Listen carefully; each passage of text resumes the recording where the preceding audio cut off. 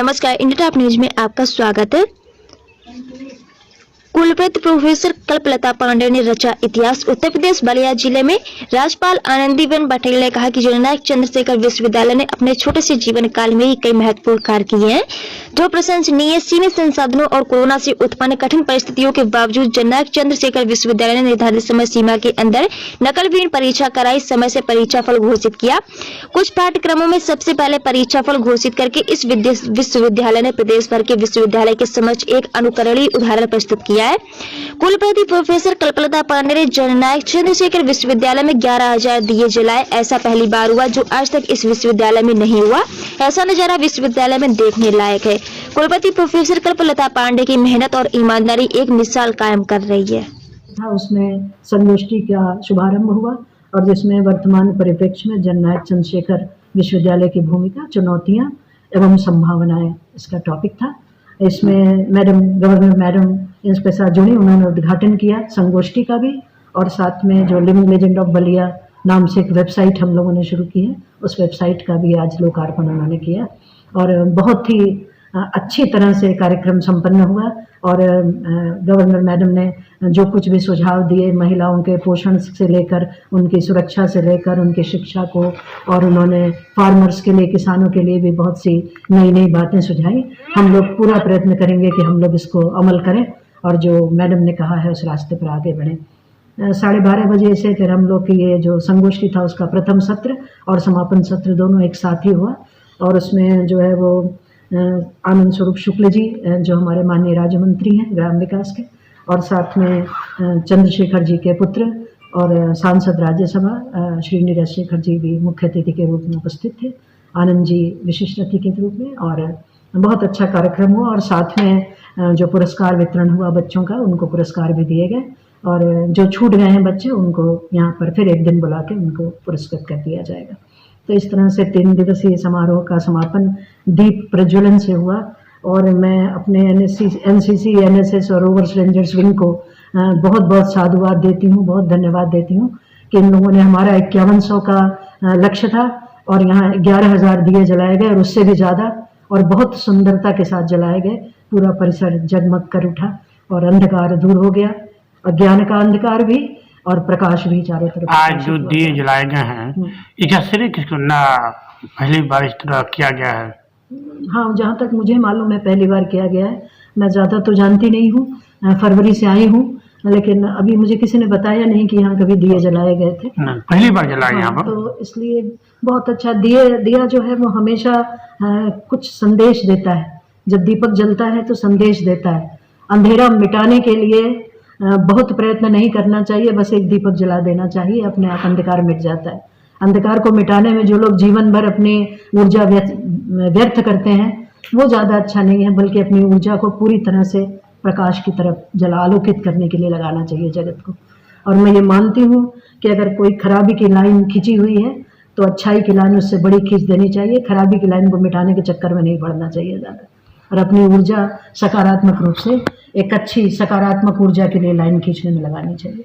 तो वो उस सिद्धांत को माना गया और प्रकाश को चारों तरफ आलोकित किया गया।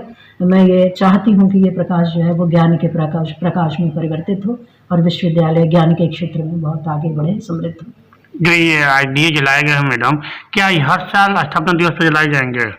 भविष्य किसने देखा है, हो सकता है मैं अगले स्थापना वर्ष में न रहूं तो मैं क्या बताऊं। मैं आज का बताऊं, वर्तमान में जीती हूँ मैं और भविष्य के सपने देखती हूँ। तो सपने में निश्चित रूप से दिया भी है, और लेकिन ज्ञान का दिया ज़्यादा है। ये वाला दिया से अब कन्वर्ट करूँगी ज्ञान के दिए में। तो भविष्य में नहीं जानती हूँ। मैं ईश्वर के क्षेत्र में कभी जाना नहीं चाहती हूँ। उनका क्षेत्र है, वो जाने कि मुझे कहाँ रहना है अगले कल 4-5 दिनों में या आगे भविष्य में।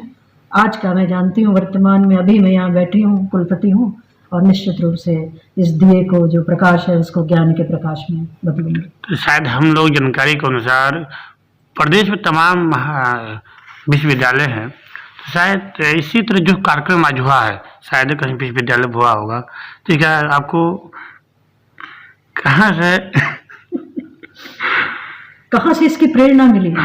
देखिए, मैं BHU की छात्रा रह चुकी हूँ। वहाँ महामना के जन्म दिवस पर पूरे कैंपस में दिए जलाए जाते हैं। और आज से नहीं, हम लोगों ने भी, जब हम लोग पढ़ते थे, हम लोगों ने भी जलाए हैं दिए। तो वो देख के मुझे बहुत अच्छा लगता था और मुझे लगता था कि कभी जीवन में कोई ऐसी जगह कभी मिलेगी तो मैं निश्चित रूप से ये कार्य करूंगी। ये मेरा बहुत दिनों का सपना था जो आज पूरा हुआ, और ये महानुभावों के कारण हुआ। न ये एनएसएस और एनसीसी और रोवर्स रेंजर्स खड़े होते तो मैं कभी नहीं कर सकती थी ये काम। अभी पूरा जो सारे महाविद्यालय के लोग इस तरह से जुट गए जैसे परिवार हो बहुत बड़ा। और मैं यही चाहती थी, जब वेरी फर्स्ट डे में आई थी तब से मैं सारे भाषण में एक ही बात कहती थी कि ये मेरा वृहद परिवार है। और आज वृहद परिवार के सभी सदस्यों ने अपनी अपनी भूमिका का निर्वहन इतना अच्छी तरह से किया ना, ये मैंने थोड़ी ना किया है कुछ भी। मैं क्या इस लायक हूँ कि ये सब कर दूं? ये जो लोग हैं जो यहाँ जुट गए, सब जो है वो लोग मिलते गए और कारवां बनता गया, वो वाली बात है। ये सब इनके कठिन परिश्रम का परिणाम है। देखिए हमारे अशोक सिंह जी का चेहरा अब थोड़ा ठीक हो रहा है, ऊर्जा प्राप्त हुई है। तो ये सब लोग लगे हुए हैं 3 दिन से अनवरत। मुझे तो गुस्सा भी बीच में आ जाता है, ये गड़बड़ वो गड़बड़, थोड़ा एंजाइटी बढ़ जाती है। अगर थोड़ा परफेक्शनिस्ट हूँ, सब काम एकदम परफेक्शन चाहिए काम में, तो सब लोग तो उस परफेक्शन की दौड़ में नहीं शामिल हो जाते हैं, इसलिए कभी कभी दिक्कत आती है। लेकिन मैं जानती हूँ कि एक दिन सब परफेक्शनिस्ट हो जाएंगे यहाँ पे, और वो कार्य उसी तरह से करेंगे परफेक्शन के साथ। एक 99.9% ठीक होकर काम करेंगे था। और महामहिम राज्यपाल ने किस चीज़ का उद्घाटन आज किया उन्होंने? देखिए 3 दिन का चल रहा है कार्यक्रम, 3 दिवसीय कार्यक्रम चल रहा था, और ये स्थापना दिवस को लेकर था। आज 22 दिसंबर को स्थापना दिवस है, उसके उपलक्ष्य में 20, 21, 22 3 दिन चला। और 20 तारीख को हम लोगों ने जो अभी 7 तारीख से 16 तारीख तक के कल्चरल प्रोग्राम किए, उस प्रोग्राम का यहाँ पर जो है वो उसका प्रस्तुति की गई और बहुत ही सराहनीय प्रस्तुति हुई कॉलेजेस से। और उसके बाद फिर 21 तारीख को वेबिनार था, लिविंग लेजेंड्स ऑफ बलिया, उनको जोड़ा गया था, इंटीग्रल बॉन्ड की बात थी, और उसमें एक हम लोगों ने वेबिनार किया। और उस वेबिनार में बहुत प्रतिष्ठित लोग हैं, वो सब वहाँ पे इकट्ठे हुए जो बलिया में जन्मे हैं।